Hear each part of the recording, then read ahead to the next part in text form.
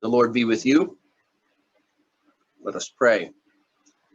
Divine Lord of all that exists, you have illumined the apostle and evangelist Luke with your most Holy Spirit, thereby enabling him to represent the Most Holy Mother, the one who held you in her arms and said, "The grace of him who has been born of me is spread throughout the world." Enlighten and direct our souls, our hearts, and our spirits.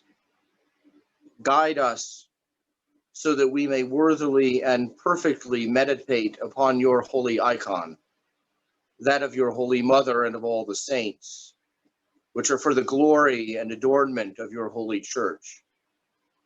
Forgive our sins and the sins of all who will venerate the icons and who, standing devoutly before them, give homage to those they represent. Protect them from all evil and instruct them with good counsel. This we ask through the prayers of the most holy Theotokos, the apostle Luke, and all the saints, now and ever, and unto the ages of ages. Amen. All right, so a quick foundation and a way to think about icons in general, and you may have heard this analogy before. In a lot of our cinema, especially those movies that have to do with soldiers at war, it's not uncommon to see the pilot who's about to go into battle take out a picture of his sweetheart and wedge it behind one of the instruments in his cockpit. Or the soldier who is, alone and cold on the battlefield at night, and he pulls out that picture and may kiss it.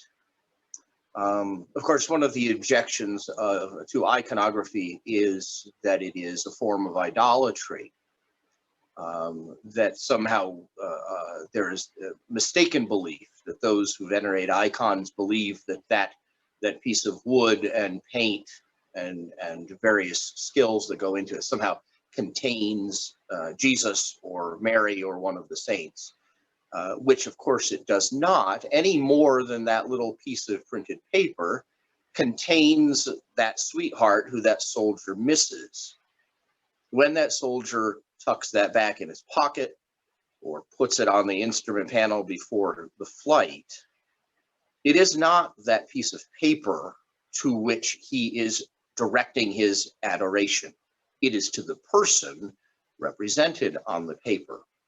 And it's entirely understood when we keep photographs of loved ones or friends in our homes, and very few Christians that I know of have had objection to that kind of thing, that when we look at a picture of a mother or father or of a brother or sister or of a child, that we are mistaking the paper for the person. And so neither does the church allow for mistaking Jesus for the board. Okay, and so there's sort of a very intuitive acceptance of iconography in culture, just in our human natural understanding of keeping an image of someone that we love. So to do that, I've titled this little presentation, "Icons as I See Them." And I have a PowerPoint. I'm going to share that PowerPoint with you, and we're going to walk through what I count as 3 types of icons. Okay, so there's the ever-present title page. Make sure they see. Can I get the confirmation that you can see my screen? Yes. Okay, good. Okay, that's what we needed. Okay. Yes. So icons as I see them, from story to contemplation. And we're going to start with what I count as the 3 basic types of icons. The first type is a narrative icon. It portrays a Bible story or a story from the history of the church. And I've got a few examples of each of these after we go through the list. Now, narrative icons, we're very familiar with the form. Many of our stained glass windows are narratives. We often see, Renaissance paintings and much of things that we're familiar with, like the paintings in the Sistine Chapel. Many of the paintings of Fra Angelico are narratives of biblical stories or stories of church history. And by looking at them, we can look at the details and retell the story, if not in the words of the scripture, but the scripture comes alive, or the story of the saints is depicted in a narrative icon. The second type that we'll look at briefly is the saints in glory, and these are the ones, the icons that are more or less in the form of a portrait. It's basically just the saint or Christ or the angel shown saturated with the glory of God. Now, these make many of us who did not grow up with imagery as part of our faith, maybe these make us a little more uncomfortable because, well, what do you do with that? It's just Jesus standing there doing nothing. That has a whole spiritual theology to it. It's Jesus without context, or Mary without context. And I'm not going to get into what that all means tonight, but that's sort of the second type in my thinking of icons. Then the third kind are the theological or theophany icons, which are they're depicting doctrines and truths, but they may not be an icon of a particular historical figure. And you'll understand what I mean by that when we get to the icon of holy silence. And that's the one that we're going to break down, and I'm going to help you read that whole icon in the second part of the lesson tonight. So just realize that as not any kind of official division of icons, but this is how I think about them as I look at them. You could be recognized pretty quickly which of those three types you're looking at any given moment. Okay, so narrative icons. This is called the hospitality of Abraham. Right? This is the story from Genesis when the three visitors come to Abraham at the Oak of Mamre, and Abraham and Sarah bring the meal to them, where God predicts the birth of Isaac. And you see the tree in the background, and of course you see a house over on the right side that represents their tent, and the meal prepared and the three sitting down to eat. So that's a narrative icon, and most of you could probably reconstruct the Bible story from looking at the icon. And another one, the nativity. In this, you have the angels at the top, sort of surrounding and hovering over. You have Mary and the infant in the center, with the ox and the ass present in the cave. Over on the left side, you have the wise men on the horses who are on their way. Over on the right, you have the shepherds having arrived at the manger. In the bottom, you have St. Joseph contemplating what's going on. And in the bottom right, you have midwives caring for the newborn. And in that, you could retell much of the nativity story just by looking at the parts. The crucifixion icon, obviously Christ crucified. Present on the left are Mary, the Virgin Mary, and Mary Magdalene. And on the right, the Apostle John and the righteous centurion. And you've got the image of the sun and the moon up in the sky gazing on. This one has a little bit of theology in it. There is a very, very old legendary church story that says the cross was erected on the grave of Adam. And so you see at the bottom in that cave, you see, if you look carefully, you can see the blood of Christ flowing down to cover the failure of Adam. So this has got a historical piece, and it also has a theological piece to it. Right now, the 40 Martyrs of Sebast. If you know, now you can't discern the whole story from it, but if you do know the basic outline of the story, you could retell the story from the icon. This is just to show that there are story icons, not just from the Bible, but from the history of the church as well. All right. This, Christ Pantocrator, the all-ruler. This is the beginning of our quick survey into the portrait icon. This icon resides at Mount Sinai at St. Catherine's Monastery. It is, in fact, the oldest portrait icon on a wooden panel that we have ever found. It dates at least from the 6th century. And it is sort of the prototype of all icons of Christ, sometimes called Christ of the Fierce Eye, because you look at his left eye, it looks a little bit angry. There's some wonderful things to learn about that icon, but again, that's outside the plan for this evening. And then here's one of Michael the Archangel. Archangels, angels are depicted with wings to tell us that they are ethereal beings, not human. And there's some other things that depict their angelic nature.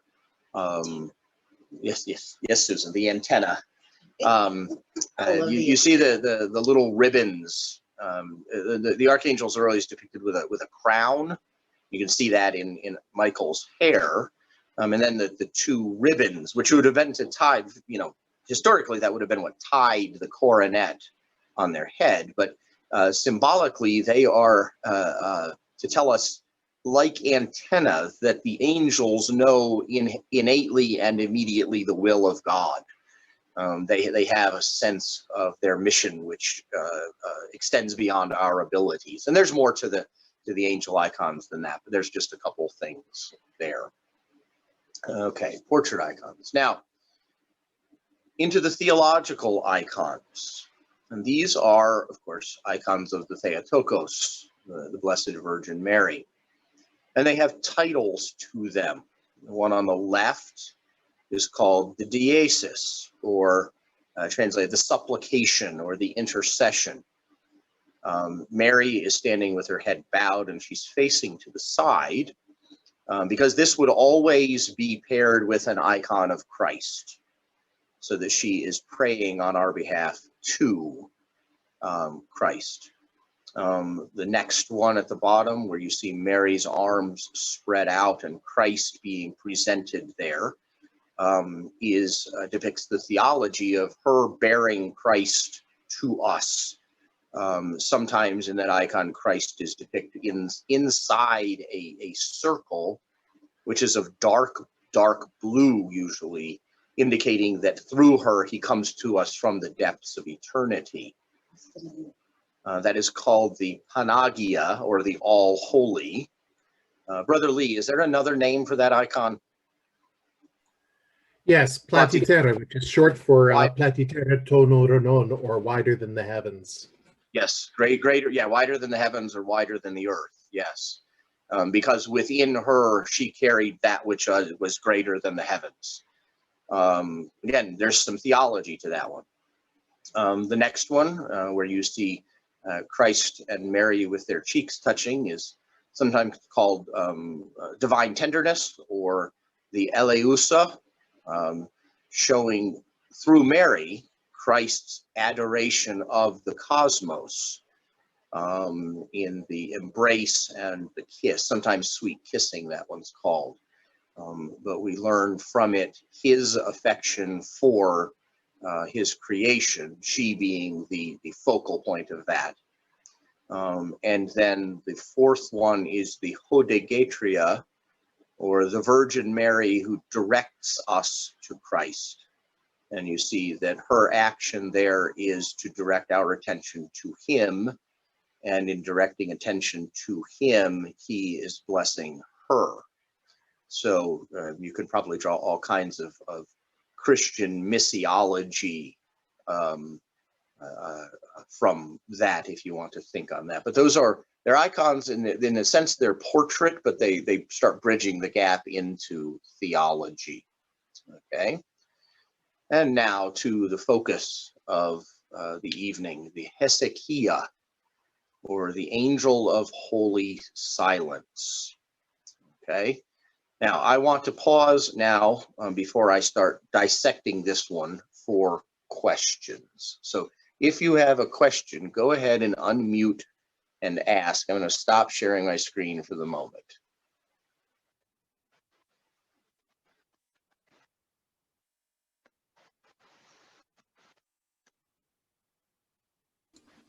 I don't have a question. Oh, go ahead, Franklin. Yeah, I was just, the Panagas also sort of suggests Christ being born in the womb of the Theotokos.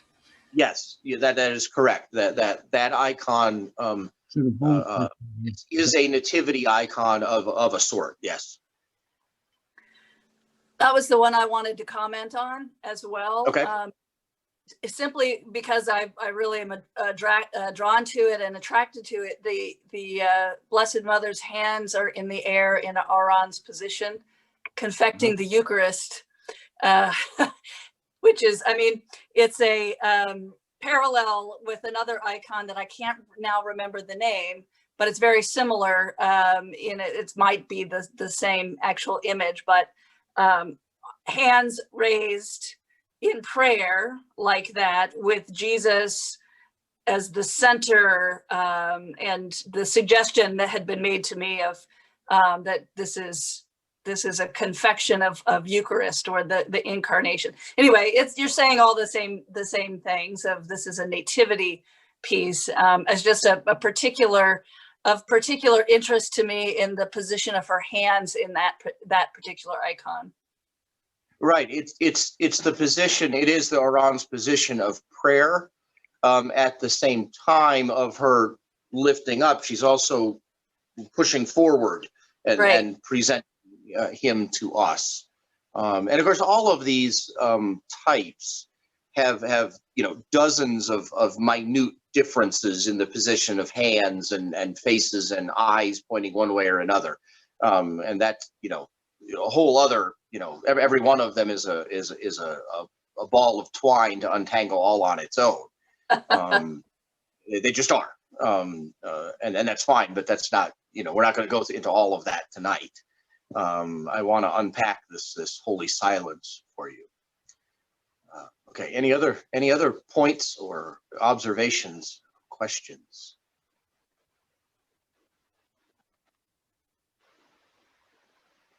Okay, let's go back to screen share. And I do hope that you are able to see the some of the detail of this icon. It is almost always painted on a rather large board because of the detail that's in it.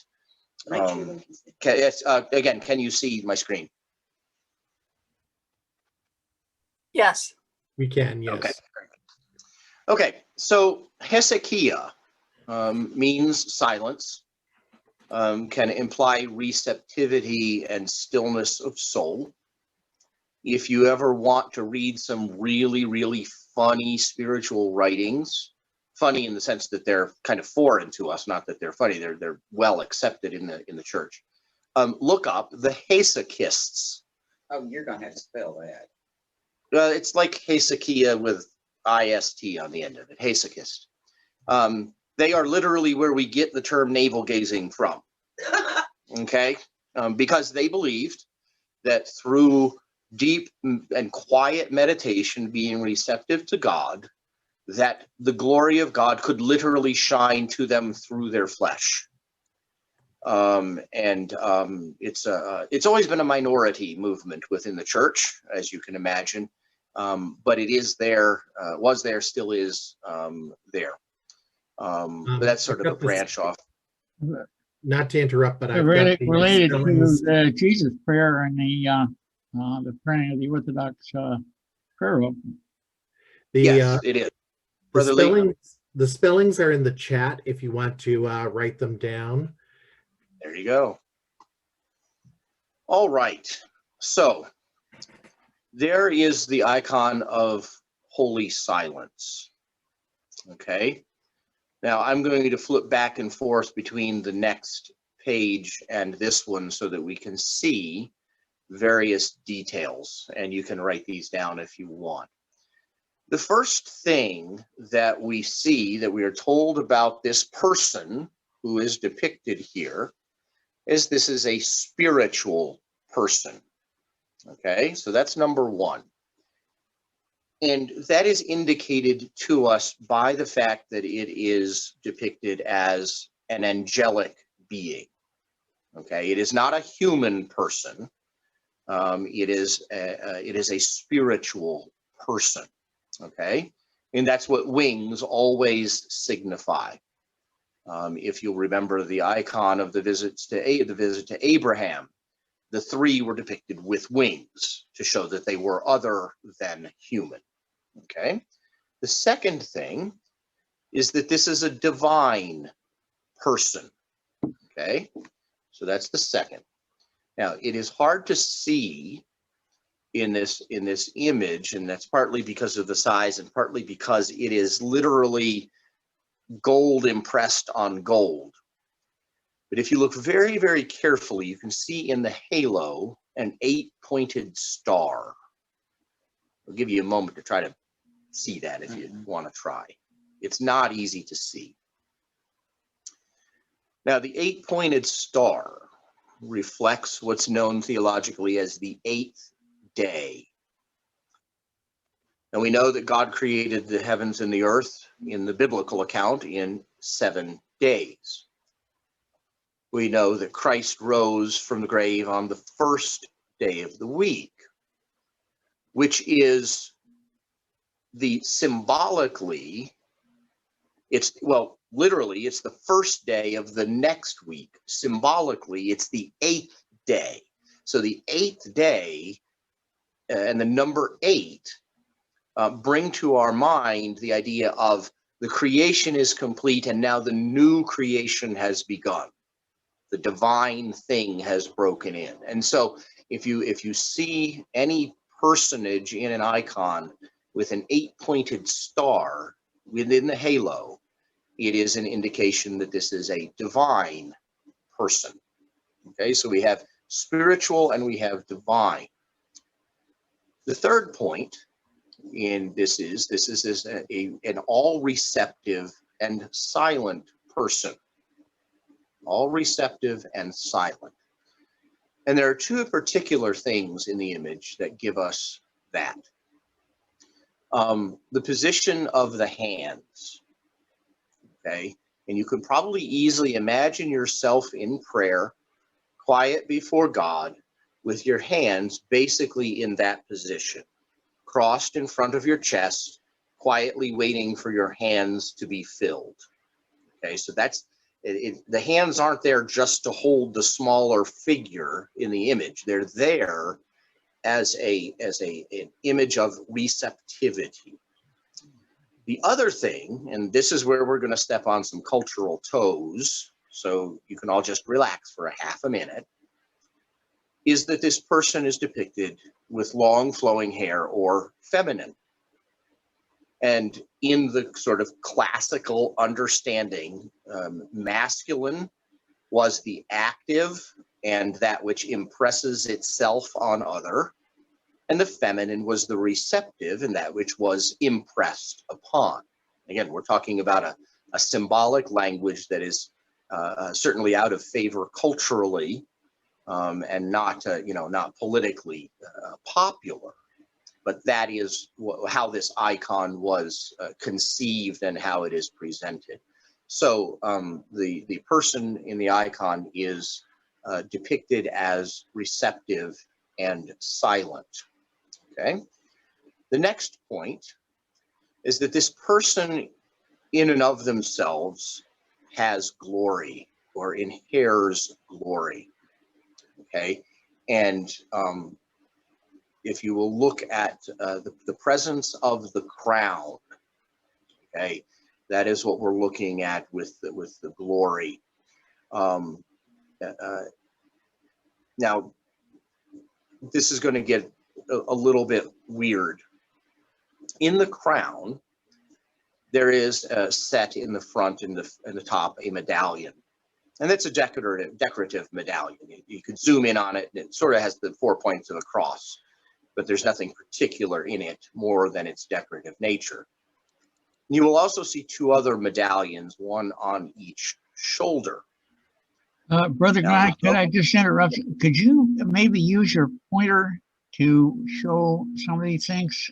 I think Okay, the pointer may maybe. show I through. don't know if I can do that. Thanks. There's the medallion. Can you see that? Now let me get back here.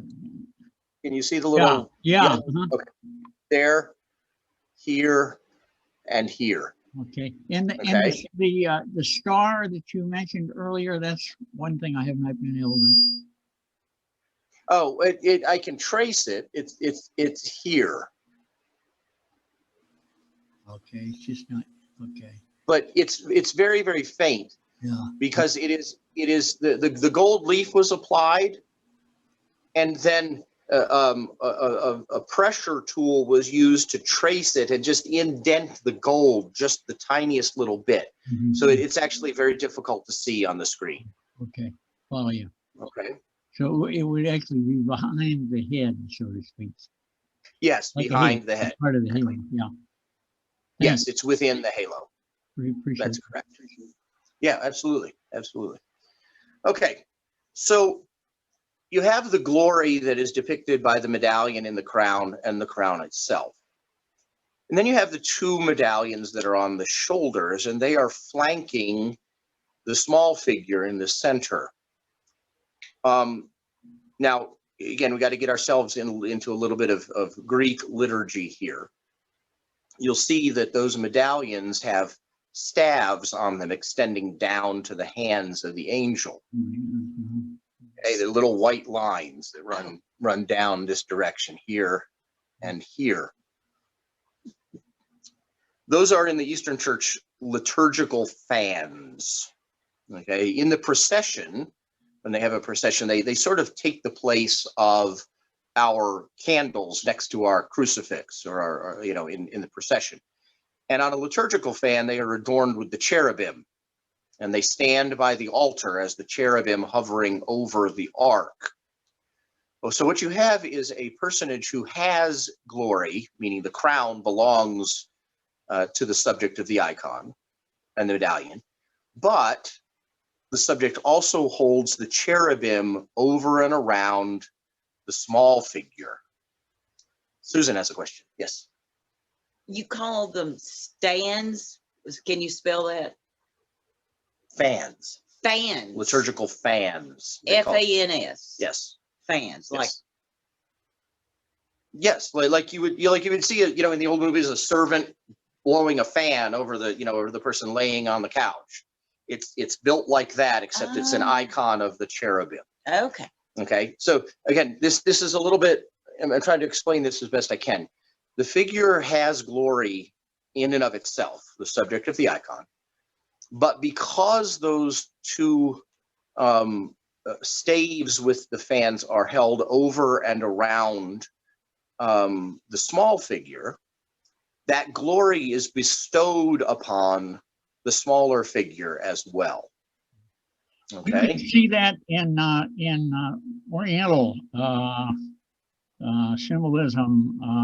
The Sultan or the King or the Raja having the parasol held over him and the fans. Yes. Yes. By his attendants.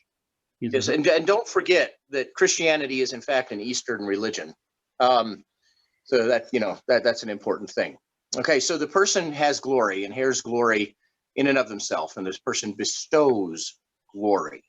Okay, now the next point: Christ comes from what this person receives, and that's shown by the position of the Christ child. Okay, this is the Emmanuel figure.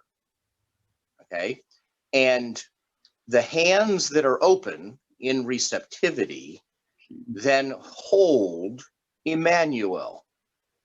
And depending on the size of your screen, you can see in the Emmanuel figure, you can see the name, Jesus Christos. And in the halo, you can read the Greek title, Hoon, which means the one who is, or the I am, okay? So the receptivity bears fruit in the incarnation, in the coming of Christ. All right, so that's what's being shown in the positioning of the hands with the Christ child being present there. Now, the next point, we're going to double up on some symbolism here. Whoever this person is who is depicted is unchanging and unchanged in the act of bestowing the incarnation and the glory of heaven to Christ. The person is unchanged. Now, there's another type of icon where you will see three items, or three of the same item, on the forehead and on the two shoulders of the person depicted. And that is in any image of the Blessed Virgin Mary. A star will adorn her forehead and each shoulder. And that is the traditional indication that she was pure and holy before, during, and after the Nativity of Christ. So the three stars indicate her holiness and that she was inviolate before, during, and after the birth of Christ.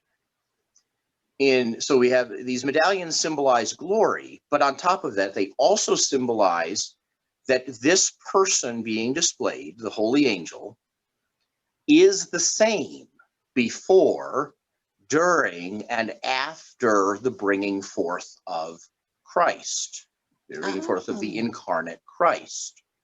Okay, so that's the symbolism of the three. So those three medallions actually have a double symbol in the icon. All right, now the last section. We have the colors involved. This person is always renewed, always heavenly, and always shows forth in a blessing sacrifice. And we're going to go back to the picture to show where that is shown. The undergarment, not the white garment, that's just the basic garment, tunic, but the green garment.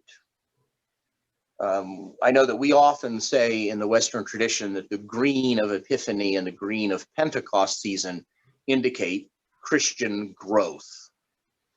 And that's exactly what we're looking at here. Green is the color of renewal in an Eastern context. In fact, when in the Eastern Church you celebrate the feast day of a monastic saint, the priest wears green vestments because green is the color of life in God. And so the monastic life, the life that is always being renewed by prayer and devotion, is symbolized by green. And so what we have is constant newness symbolized in the green robe. And then always being heavenly is symbolized by the blue outer garment. And the heavens, as we know, as we look at the sky itself, in the middle of the night, it goes from the deepest of blues to the very brightest of blues in the middle of the day. And so this is a being that is always renewed and always of heaven, and then always expresses itself to us in a sacrificial bringing forward. And when we look there at the Christ child, the Emmanuel figure, is dressed in the red of saturation in the Holy Spirit and of sacrifice. And of course, we use red for the same reasons liturgically in the West. Okay, so we have what we know about this person who is depicted. This person expresses themselves to us in sacrificial incarnation. They are a being of heaven and a being that is always renewed, a being that is the same before, during, and after all their actions on our behalf, a being that gives glory, a being that owns glory, a being that is divine and spiritual. So that's what's embedded in the symbolism of the icon. Now, back to this page. So this is what is said about this person.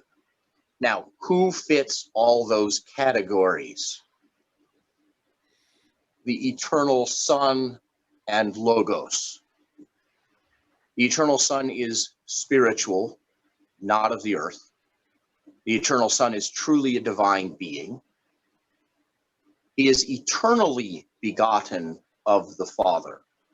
Now, I want to break this one down, and some of you probably learned this long time before I did, but it wasn't until I learned of and learned this icon that I understood that the Son not only received his being and his divinity from the Father, but he is eternally and always receiving his divinity and glory from the Father. So when we say he was begotten of the Father before all worlds, our brain tends to put that sometime in the past. But this idea that the Logos is silent and all receptive means he is eternally being begotten by the Father. Okay? Just as Jesus says that the Father has given the Son to have life in himself, glory belongs to him, divinity belongs to him. That glory comes into the world in the incarnation, and he bestows that glory upon the incarnate Christ. That's the fans bestowing glory upon the Emmanuel figure.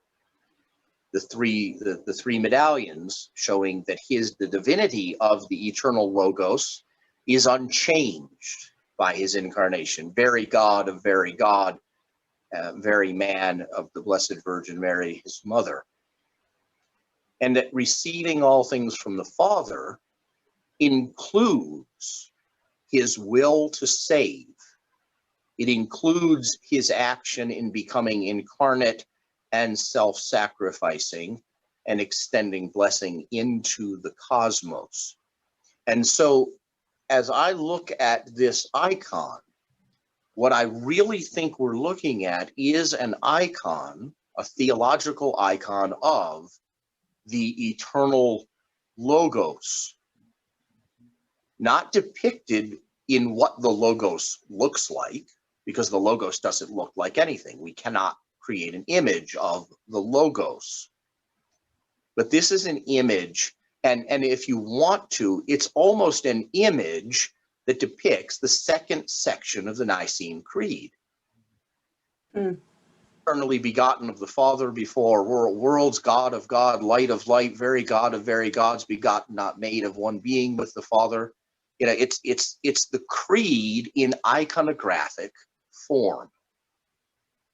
And so it's the kind of icon you can actually sit and contemplate and reverence for many hours at a time. And it's just, to me, it has become one of the most important images that has been produced in the church, probably only paralleled by St. Andrei Rublev's Trinity icon, which again has another whole set of beautiful language within it. So this very theological icon, it's just something I just wanted to share with folks.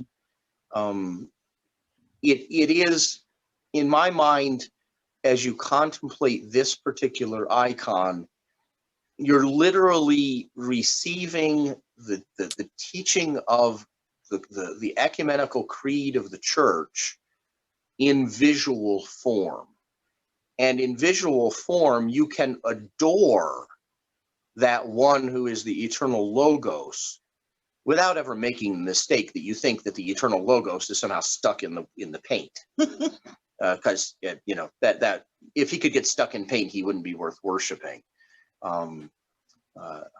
So just as the soldier pulls out the picture of his sweetheart before he goes into battle or before he goes to sleep for the night, we are called upon to adore the Logos of God. And this becomes a language very, very much parallel to the creedal language, but in visual form. All right. So that is the end of what I have to say about it.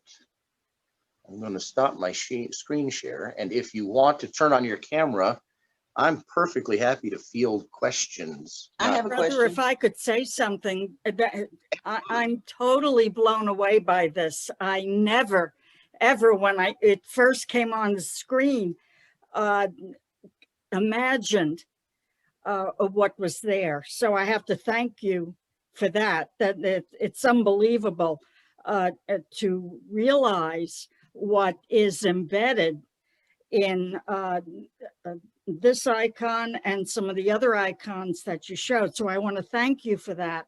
I want to ask a somewhat simplistic a question in regard to the facial expression.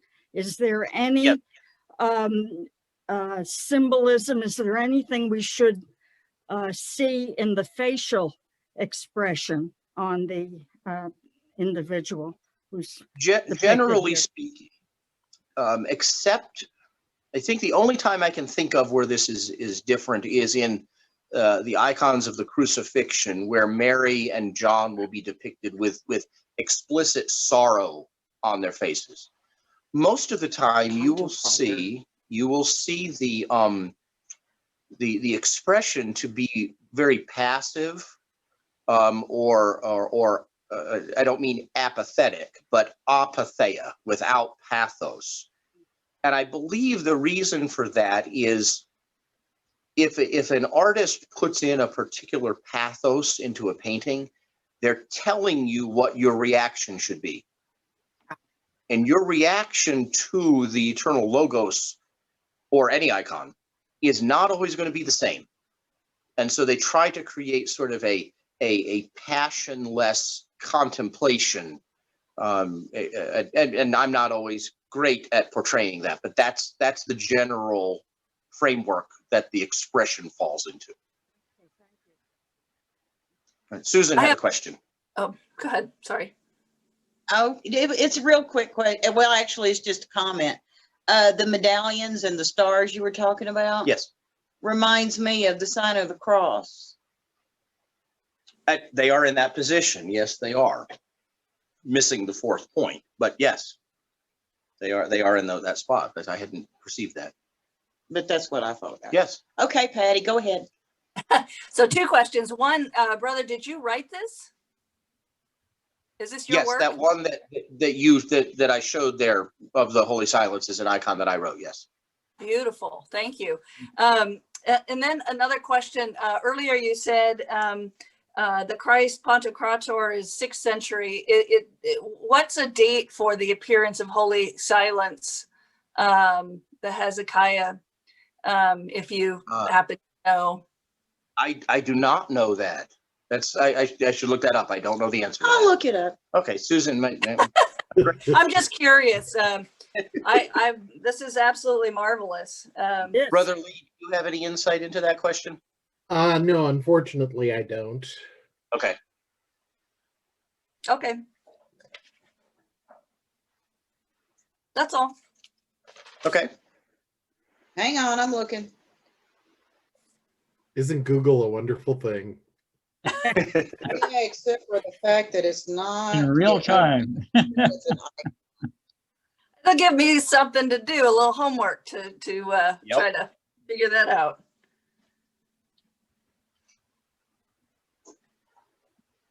I do want to I mention, was, for okay. those who were wondering about the liturgical fans, they originally had a very practical origin, much like Brother Franklin brought up with the Eastern potentates. They were for the shooing, originally for the shooing away of flies and other flying creatures because of the fact that glazing wasn't as good then as it is now. Windows can break and doors are wide open. And in hot seasons, yes, there are flies, and you don't want them getting into the host and the chalice.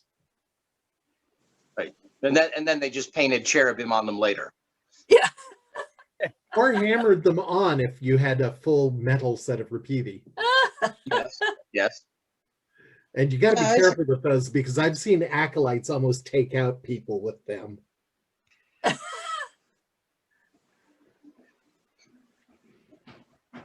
So why did they put cherubim on fans? Okay, the fans were practical to keep the flies off. Okay, got that. And then as they were hovering over the altar, they said, why not paint cherubim on them? Because the cherubim covered the throne of God. Oh, so it was just a bright idea. It was just somebody's bright idea. Okay.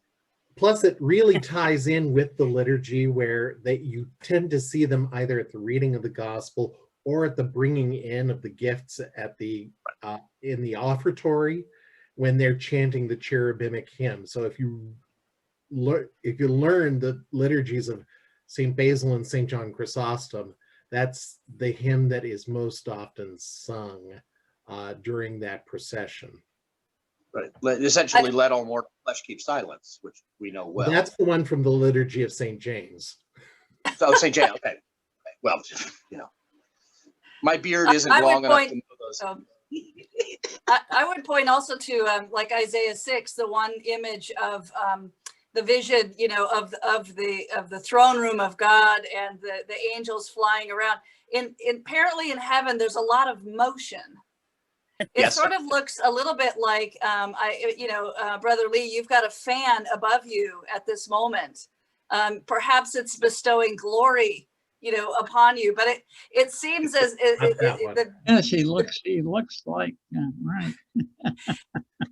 the biblical depictions make it seem like the holy place where God is not stagnant at all. It's very dynamic, moving all the, incense on the altar, the singing, the flying, all kinds of things happening. So there's a sense, I think, of those fans, as we, are talking about it being very much a reflection, an icon really of pointing to that kind of reality of God's dynamism. Well, yeah, I also think the pericholosis, the dance of the Trinity, that there is this motion. Thinking of when where the guy was talking about the Son eternally being gotten, where Christ talks in John's Gospel about the Father being in him and he in the Father, and it's a constant, it's a current thing. It's not something that happened in the past. Correct. Yeah, and again, that's the green color of always being renewed. Of course, our language falls very short of the divine realities. In fact, our words for God are all icons in and of themselves. They're verbal icons. The name Jesus is not Jesus himself, and the word God is not God himself. So And we live in a graph. Hebrew tradition of substituting Lord for Yahweh, you might say, is Right. Yes, an iconographic act of its own, actually. Tell Sister Patty I couldn't find it. She'll Well, have to do more research. Sister Susan could not, in fact, find the information on the first appearance of this icon, but let's all dig for it and see who can get it back on the realm first. Ron, I'm all are for you it. gonna do any more icons? I can do more of these if you would like me to. I was go just through gonna and- say, I think we need some more of this, if you I have was the just time. going to ask the same thing. Okay, It'd be I'll be wonderful, happy. you would be- you know, to do, the Rublev, icon of the Trinity, and, That's the other, in my opinion, the other pinnacle of the theological icon. I Oh, mean, my. yeah, the holy napkin. Yes, What? Mandelion. Mandelion. Yeah, yes. Mandelion. Yeah. Yeah, the cloth upon which Christ impressed his face for. Oh, holy Either- napkin. Well, it's We use paper towels. use paper towels. Whether it was Saint Veronica or Abgar of Edessa, we're not sure. Maybe they both got a copy of it. I don't know. But yeah, I will work on if you would like me to do the same for the Rublev Trinity. Oh, that one's a So good let one. me That's great. for those of you who don't know, let me go ahead and share my screen and show you what I mean by that. Go back to share screen. Okay. We're going to go back to the hospitality of Abraham. Okay, now this is a Bible story icon. This is a narrative icon. Don't do it tonight. I'm not going to do it tonight. Okay. But Saint Andrei Rublev in the 14th century, I believe it was, he reworked this icon and he took Abraham and Sarah out of it. And in doing so, depicted the doctrines of the Holy Trinity in this event. So he sort of took the characters, the three angels, and lifted them from this icon to create a theological icon of the Holy Trinity. So yeah, I would be happy to work up a class time on that as well. There are several others too, but these are a couple of probably the most famous of the theological icons. So, all right, any other questions? So we've come to about our 7 o'clock hour, and we don't need to drag anything out for the sake of dragging it out.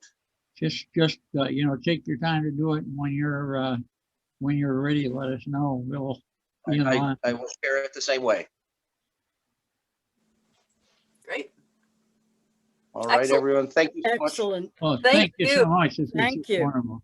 Yes, thank Thank you you. indeed. Really, thanks